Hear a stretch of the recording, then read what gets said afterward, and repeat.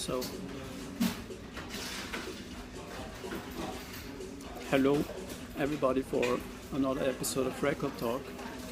Today is the 6th of September and I want to go a little bit into the record of the week, which is Janet Jackson, her debut record I vibed really hard on this week, and found a few interesting things in there that I like, that are worth to note, and I throw in some other stuff. I have just grabbed a few things, as always, that lay around in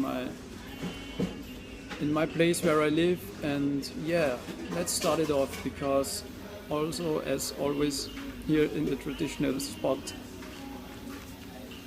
it can be that I gonna get kicked out, so because they close down, they have a shutdown, I have to respect this.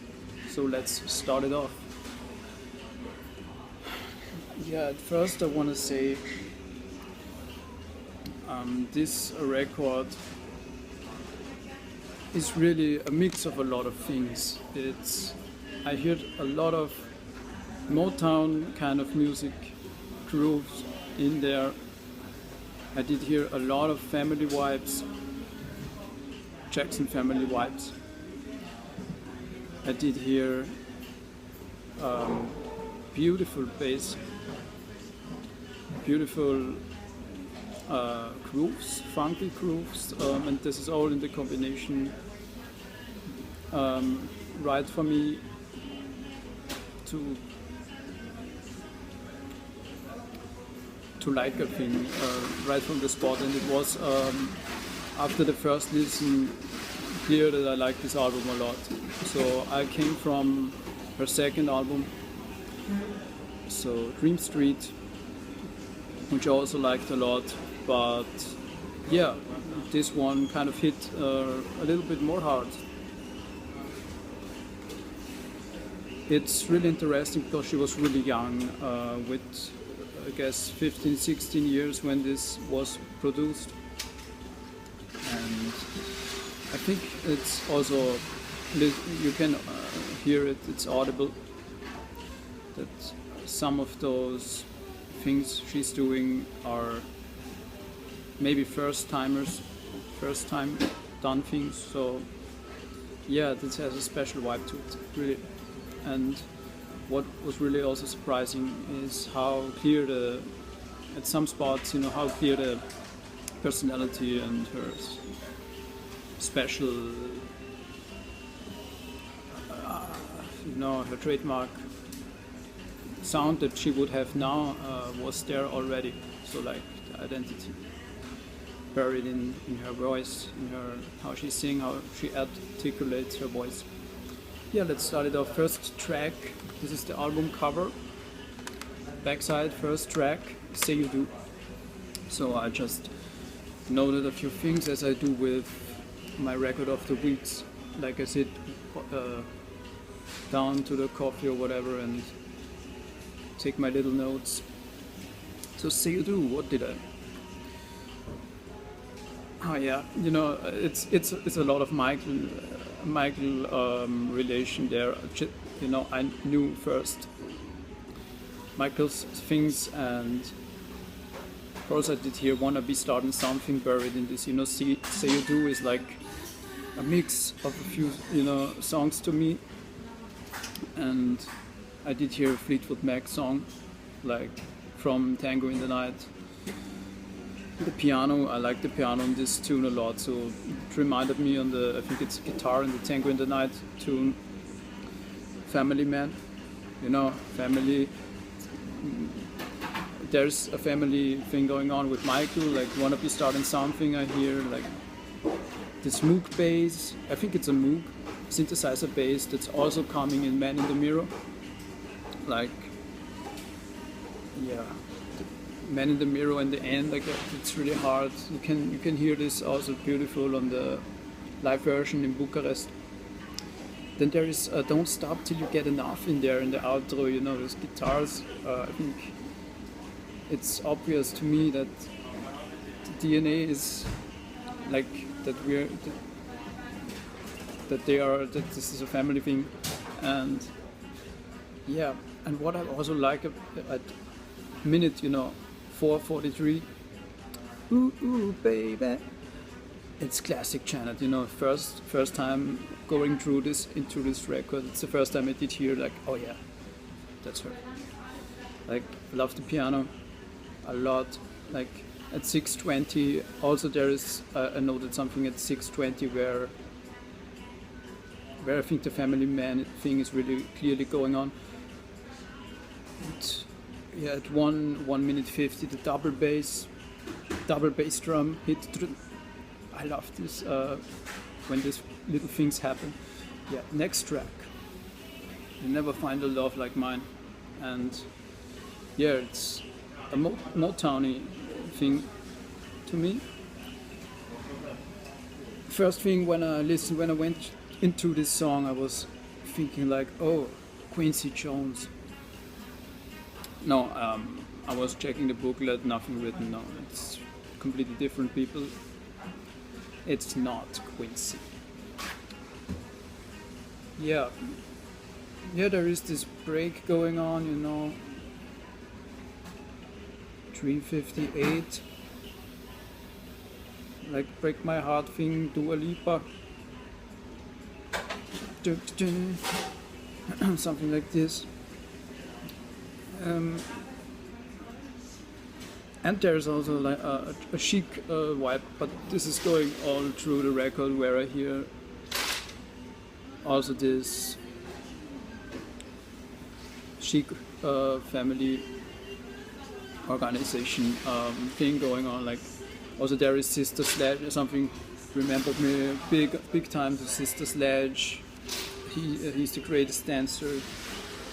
Which song was that? Let's see.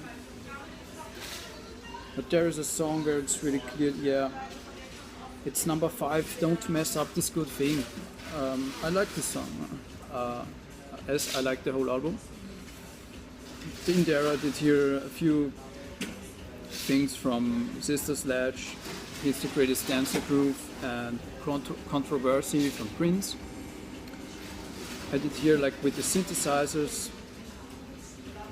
Then I did hear from Count Basic and Off My Skin. Off My Skin is a song on the album Sweet Spot.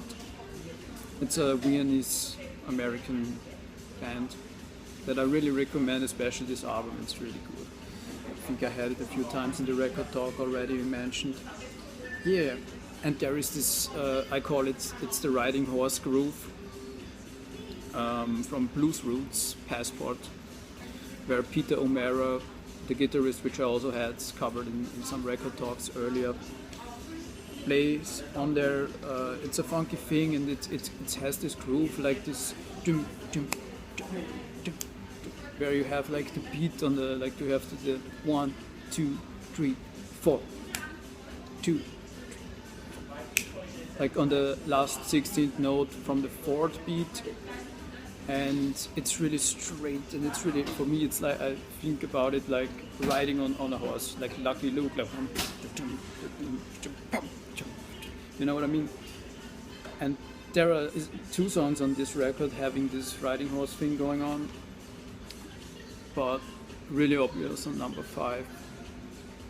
Don't Mess Up This Good Thing.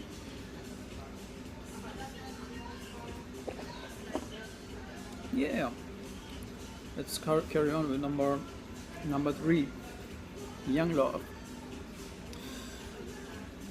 Yeah, there are also some things in here. True and True. I love these Rhodes on there. It's beautifully decent in the background. Like the Rhodes in this song stands out for me. It has a little bit chic in there again, ABC vibe of Jackson 5. Number 3, 0:55. I know that refrain. yeah, at 0:55 first time the chorus where I hear beautiful ID trademark Janet. It's her sound going on there, and I noted also like at 128 a heart, which means something was going on there. Like I think it was the bass. Decent on the roads, like beautiful. And there is also some minor thing going on, like from Stolen Moments. At 3:42, I guess. You know, it's a little bit confused written here, and I think at 3:43 there is some chord progression that reminded me a little to Stolen Moments, the jazz standard, not the one from Alicia. Magic is working. Let's do carry on with number 7 that I like also many big time a lot. What's going on here? So it's really like a happy time after time, you know, Cyndi Lauper. I like the lick at 1:15, and yeah, there's a glitch in there, like, and there's also a glitch on Michael's album Thriller, which I come shortly to it. Why I mentioned this? Because I think I am hearing parallels between Thriller and this album. You know, I hear many elements that are in Thriller that are in here also, like, but maybe it's more the other way around. Maybe Michael was listening to his sister's album and think, oh yeah, I like that, let's do that, and put that on mine. And both albums are from 1982, and I checked it. So the one was Thriller was released on the 30th of November, and this one was released on the September 21st. So if Wikipedia or whatever it was gives the right data, but actually Janet's thing was coming before Thriller, so I really can also imagine that it was kind of produced at the same time, but definitely finished earlier was Janet's. And I guess Michael also had listened to her things and took some things out of there, like for inspiration or whatever. So let's see. There is at track number 7 at 2:03 a what the fuck moment. I know that it's in a positive way, of course. Like, sounds like the tape got sped up, or when you know this button on a record player where you can adjust the, you know, you have three you can choose like 45 or 33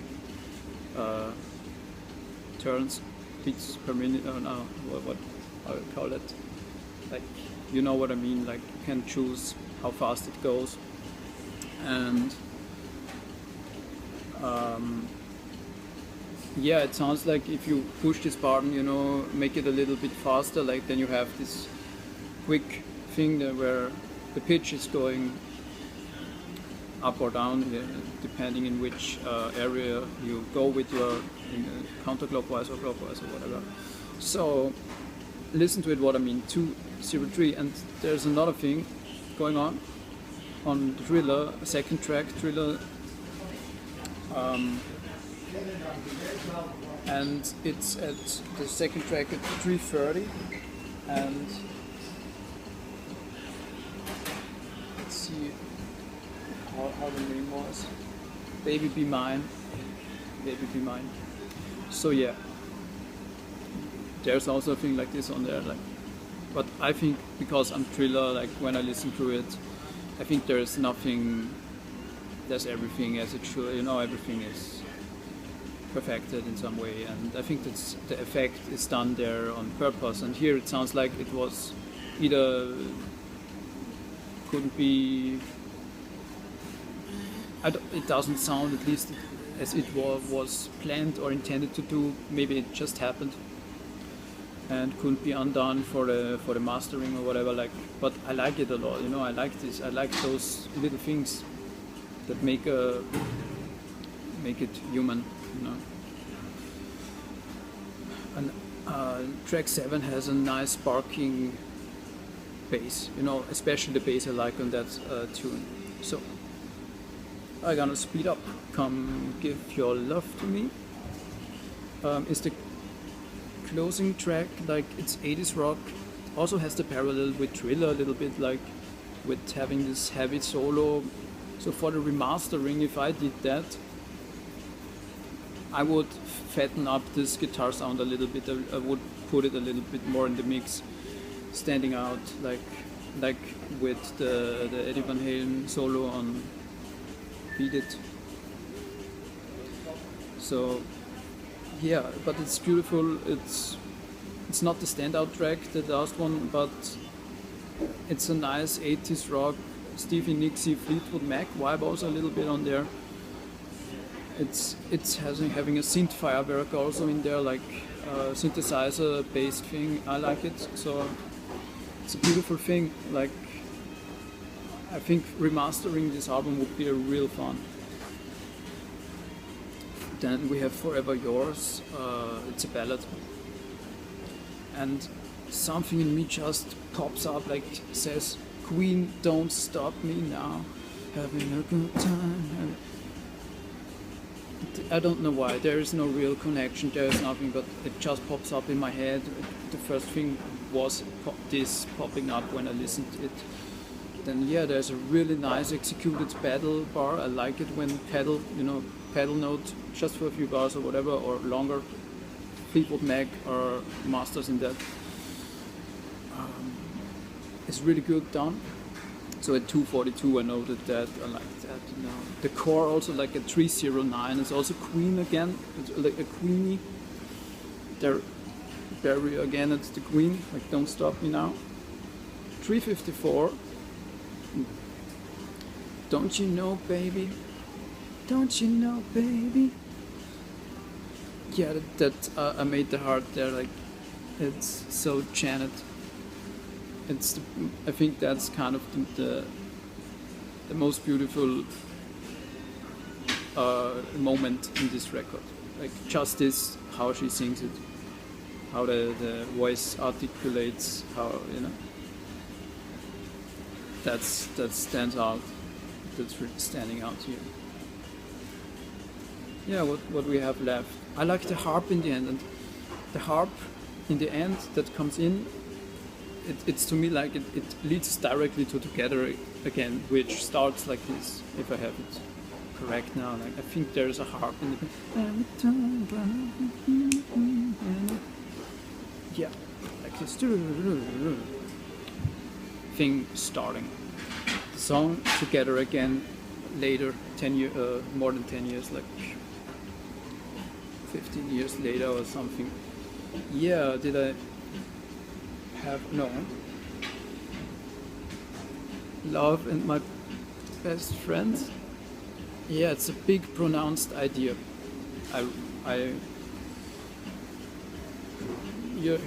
age, I wrote here her young age is clear, audible in her voice. Yeah, you know what it's there, you know, she didn't write those songs on her own. And for that it's really amazing what she did with it. And I think it's also a little bit in this song, especially, like that you hear she's doing that song, you know.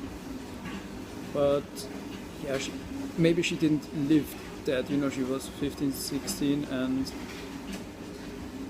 it's really hardcore things she's singing there, you know. If you go through it, what you have to go through to have, you know, the ability to sing about a thing like this, you know. Now she can, I'm pretty sure, but back then it was for her, for sure, really different. So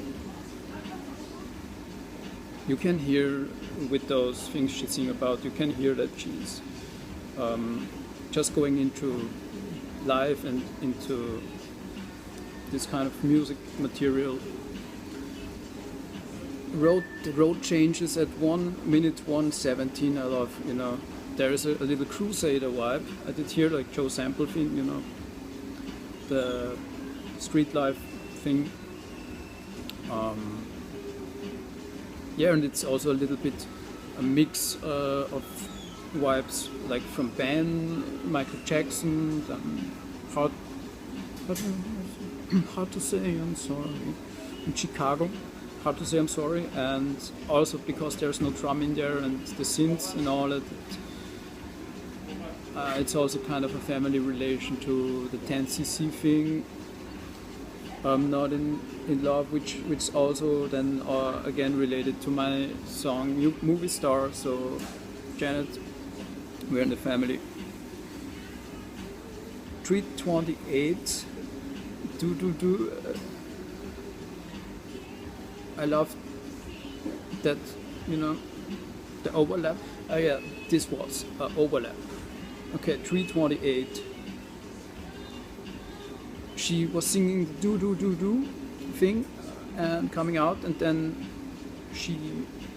the next line, it just overlapped. It wouldn't be possible. There was, if I for the remaster version, I would clear that up so that it's more natural. I mean, it's nothing wrong with it, but I would do it like that. It's not natural flow, but now so it's clear that it's cut in. Yeah, do you have anything? Forever Yours. It always was. Magic is Working, we have that covered. Yeah, I think, yeah, you'll never find a love like mine. Yeah, we had that, Forever Yours, and Young Love. I also had that covered already, but what I want to say, at 4:27 they're starting the ending wamp or whatever, like it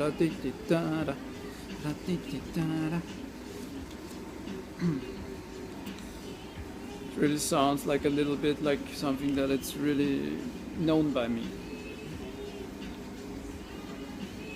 It sounds like a little playing around with my name, with the name they gave to me. It's not my birth name, but I'm kind of happy, okay with it. But it sounds really like my name. That was also shocking me a little when I listened through that the first time. So yeah, yeah. So I can only say, beautiful blessing, this album, and I think I have to finish the stuff here. And I grabbed a few things that I wanted to show.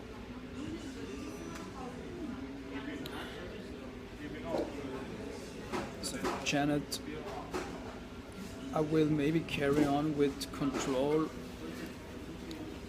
next week or in 2 weeks. I already have it, but it's not sure when I do it, because there's also some record I want to pick up. One record is left that I don't know yet from the material that I love a lot, like that I need to check out yet. This one album, a live album, but I will talk about it next week sometime.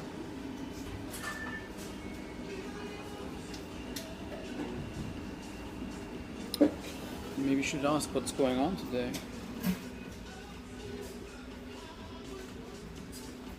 So, yeah, if they don't close down, so I just expand it a little. So what do I have? Yeah, as we have September, it's September, and there are a few records and records that are really meaningful to me, especially in the connection to this month. And the first one that I want to present you is this one, Soul Station from Hank Mobley. really one of the all-time